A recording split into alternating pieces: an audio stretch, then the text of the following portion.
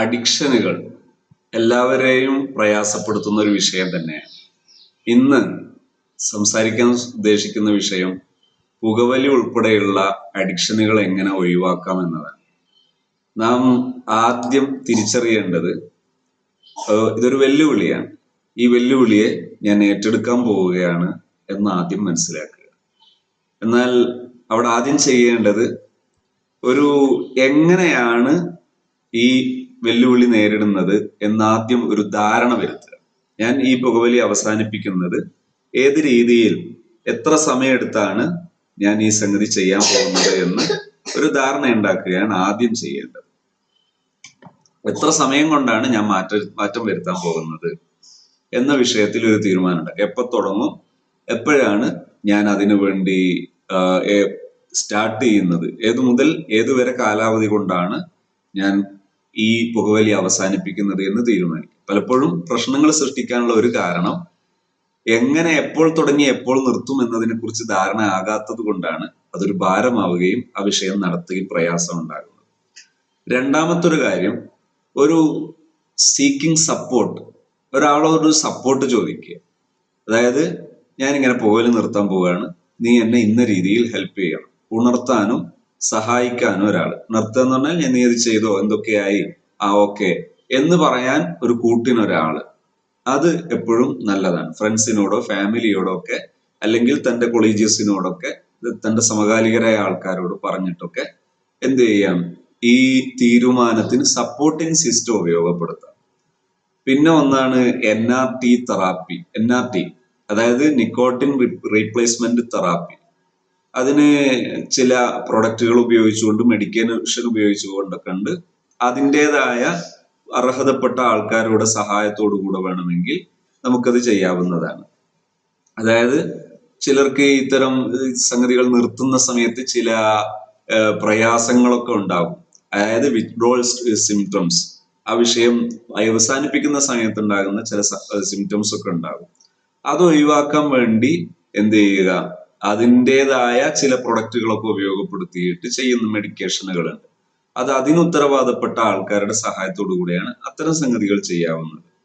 നാലാമത്തെ ഒരു കാര്യം എന്താണ്, അതിന്റെ മെഡിക്കേഷന്റെ തന്നെ, അതായത് മരുന്നുകൾ ഉപയോഗിച്ചിട്ട് ചെയ്യുന്ന രീതിയാണ്. കൺസൾട്ടേഷനോട് കൂടെ ചികിത്സയായിട്ട് ചെയ്യാവുന്ന രീതിയാണ്.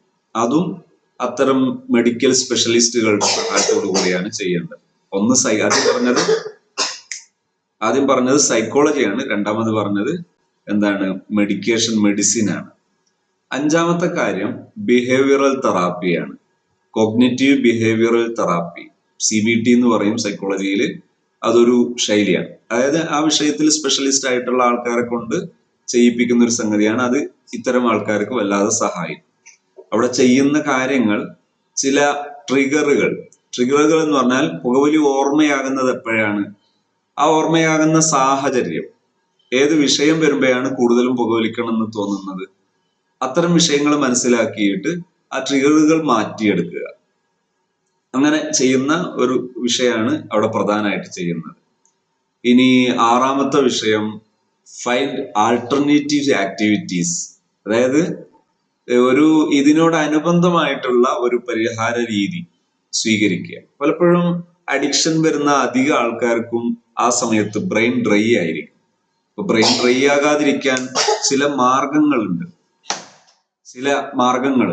ആ മാർഗങ്ങൾ ഉപയോഗപ്പെടുത്തുകയാണ് അവിടെ ചെയ്യേണ്ടത്. അതായത് കറക്റ്റ് ആവശ്യത്തിന്റെ അളവിൽ വെള്ളം കുടിക്കുക, അനുപാതത്തിലും സമയോചിതമായിട്ടും വെള്ളം കുടിക്കുക. അത്തരം സംഗതികൾ, അത്തരം പലതും ഈ ആൾട്ടർനേറ്റീവ് ആക്ടിവിറ്റീസ് ആയിട്ട് ഉപയോഗപ്പെടുത്താം. അതായത് ബ്രെയിൻ ഡ്രൈ ആകുന്ന ഒരു അവസ്ഥ ഉണ്ടെങ്കിൽ ആ സമയത്ത് നമുക്ക് വെള്ളം കറക്റ്റ് കുടിക്കാം. ഇനി അതല്ല, മറ്റേതെങ്കിലും സ്ട്രെസ്സോ മറ്റൊക്കെ ആണെങ്കിൽ അതിന് പരിഹാരങ്ങൾ, അങ്ങനെ അതിന്റെ പരിഹാരങ്ങൾ, ആൾട്ടർനേറ്റീവ് ആക്ടിവിറ്റീസ് എന്ന് പറയുന്നത് അങ്ങനെയാണ്. എന്താണോ അവിടെ അത് ഒഴിവാക്കാൻ വേണ്ടി പരിഹാരമായിട്ട് ചെയ്യാവുന്നത് ആ സംഗതികൾ ചെയ്യുക. ചില സോഷ്യൽ ഹോബി ആയിട്ടൊക്കെ വന്നതാണെങ്കിൽ ആ സാഹചര്യം ഒഴിവാക്കി കളയാം. ഇപ്പോ ഇന്ന ആളെ കൂടെ പോയാലാണ് ആ ബന്ധം ഒഴിവാക്കുക, അല്ലെങ്കിൽ ഇന്ന പരിപാടിക്ക് പോയാൽ ആ പരിപാടി ഒഴിവാക്കുക. അങ്ങനെ ചില പരിഹാരങ്ങൾ അങ്ങനെ ചെയ്യണം. ഏഴാമത്തെ കാര്യം മാനേജ് സ്ട്രെസ് ആണ്. ചിലർക്ക് സ്ട്രെസ് വരുമ്പോഴാണ് ഏറ്റവും കൂടുതൽ പുകവലി പോലെയുള്ള സംഗതികൾ ചെയ്യുക. സ്ട്രെസ് മാനേജ് ചെയ്യുക, അതായത് മാനസിക സമ്മർദ്ദം ഒഴിവാക്കി ശീലിക്കുക. അതിനാവശ്യമായ കാര്യങ്ങൾ കൊണ്ടുവരികയാണ് ചെയ്യേണ്ടത്. സ്ട്രെസ് റിഡക്ട് ചെയ്ത് കൊണ്ടുവരിക, അതിങ്ങനെ കുറച്ച് കൊണ്ടുവരിക. അതിനാവശ്യമായ ടെക്നിക്കുകൾ ഉപയോഗിക്കുക. അതായത് നന്നായിട്ട് ഡീപ്പ് ബ്രീത്തിങ് സ്ട്രെസ് കുറയാൻ വളരെ നല്ലതാണ്. ഒരു 3 മിനിറ്റ് സമയം അല്ലെ 5 മിനിറ്റ് സമയം ലോങ് ആയിട്ട് ഡീപ്പായിട്ടുള്ള ബ്രീത്ത് ആൻഡ് അൺബ്രീത്ത് ചെയ്യുക. മെഡിറ്റേഷൻ പരിശീലിക്കുക. മെഡിറ്റേഷൻ ഒക്കെ ഒരു പ്രൊഫഷണൽ ഹെൽപ്പോട് കൂടെയുള്ള മെഡിറ്റേഷൻ ആണ് ഏറ്റവും നല്ലത്. അജ്ഞാതമായി തോന്നിയതുപോലെയൊക്കെ മെഡിറ്റേഷൻ ചെയ്യുന്നത് ചിലർക്കൊക്കെ അബദ്ധം സംഭവിക്കാൻ കാരണമായേക്കാം. അത് സ്ട്രെസ് കുറക്കാൻ സഹായിക്കും. ഇനി 8ാമത്തെ കാര്യം, സ്റ്റേ ആക്റ്റീവ്. എപ്പോഴും ഇങ്ങനെ വെറുതെ ഇരിക്കരുത്. വെറുതെ ഇരിക്കുന്നത് എപ്പോഴും പ്രശ്നങ്ങൾ സൃഷ്ടിക്കും. പകരം എന്തെങ്കിലും നമുക്ക് ഇഷ്ടമുള്ള സംഗതികൾ കണ്ടെത്തിയിട്ട് അതിൽ എൻഗേജ്ഡ് ആയി കഴിയുക. അപ്പൊ സ്റ്റേ ആക്റ്റീവായിട്ട് ജീവിക്കുക. അതെന്ത് ചെയ്യും? എക്സസൈസ്, ശാരീരികമായിട്ടുള്ള ഫിസിക്കൽ എക്സസൈസുകൾ ചെയ്യുക. വെയിറ്റ് കൂടുതലുള്ളവർ വെയിറ്റ് മാനേജ് ചെയ്യുക, വെയിറ്റ് ലോസ് ചെയ്യുക. അങ്ങനെയൊക്കെ ചെയ്യുന്നത് എന്ത് ചെയ്യും? നമുക്ക് ഏറെ നല്ല മൂഡ് ഉണ്ടാക്കും, നല്ലൊരു മാനസികാവസ്ഥ ഉണ്ടാക്കും. അത് വിഷയങ്ങൾക്ക് പരിഹാരം ഉണ്ടാക്കാൻ നമ്മളേറെ സഹായിക്കും. 9ാമത്തത്, ട്രിഗറുകൾ പരമാവധി ഒഴിവാക്കുക. അതായത് നമ്മളെ അതിന് പ്രേരിപ്പിക്കുന്ന സാഹചര്യങ്ങളാണ് ട്രിഗർ. ഇപ്പൊ അത് കാണുമ്പോൾ പുകവലി വരുന്നു, അങ്ങനെയുള്ള ട്രിഗറുകളായിട്ട് വരുന്ന ഒരു സംഗതി ഉണ്ടെങ്കിൽ അതൊക്കെ പരമാവധി ഒഴിവാക്കി കളയുക. പിന്നെ എപ്പോഴും പോസിറ്റീവായിട്ട് ചിന്തിക്കുക. എല്ലാ വിഷയങ്ങളെയും പോസിറ്റീവായിട്ട് ചിന്തിക്കുക. പോസിറ്റീവിലേക്ക് തന്നെ പോവുക. ഇത് വലിയ ഭാരമാണ്, എനിക്ക് ചെയ്യാൻ കഴിയാത്ത സംഗതിയാണ്, ഇത് ഒഴിവാക്കുക എന്നുള്ള മൈൻഡിന് പകരം എനിക്ക് ചെയ്യാൻ കഴിഞ്ഞതുപോലെ തന്നെ ഒഴിവാക്കാനും കഴിയും. ചെയ്യാൻ കഴിഞ്ഞ അത്ര പണിയില്ലാത്തതാണ് ഒഴിവാക്കൽ, എനിക്ക് സാധിക്കുമെന്ന് വിശ്വസിക്കുക. അതാണ് യാഥാർത്ഥ്യം. അത് ഉപയോഗപ്പെടുത്തിയിട്ട് അതിലെ ഓരോ ഘട്ടങ്ങൾ തീരുമാനിച്ച് ഓരോ ഘട്ടം കഴിയുമ്പോഴും സന്തോഷിക്കും. ഇപ്പോ ഞാൻ 30 ദിവസം കൊണ്ടാണ് ഇല്ലായ്മ ചെയ്യുന്നത്. ആദ്യത്തെ 7 ദിവസം നിർത്താൻ പറ്റിയാൽ സന്തോഷിക്കുക. അല്ലെങ്കിൽ ഒരു ദിവസം നിർത്താൻ പറ്റിയാൽ അത് ആഘോഷിക്കുക.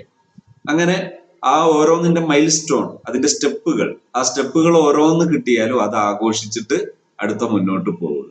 ഇത് നമുക്ക് നന്നായിട്ട് സഹായിക്കും. 11ാമത്തെ കാര്യമാണ് എഡ്യൂക്കേറ്റ് യുവർ സെൽഫ്. സ്വയം തന്നെ നമ്മെ ബോധവൽക്കരിക്കുക, പഠിക്കുക. എന്തൊക്കെ വിഷയങ്ങളാണ് ഇതിന്റെ പ്രശ്നങ്ങൾ, പ്രത്യാഘാതങ്ങൾ എന്തൊക്കെയാണ്, നിർത്തിയാലുള്ള നേട്ടങ്ങൾ എന്തൊക്കെയാണ്, അതിനെക്കുറിച്ച് ചെറിയൊരു പഠനം നടത്തുക.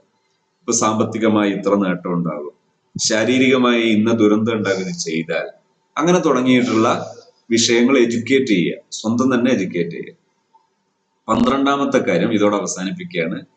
Consider support group.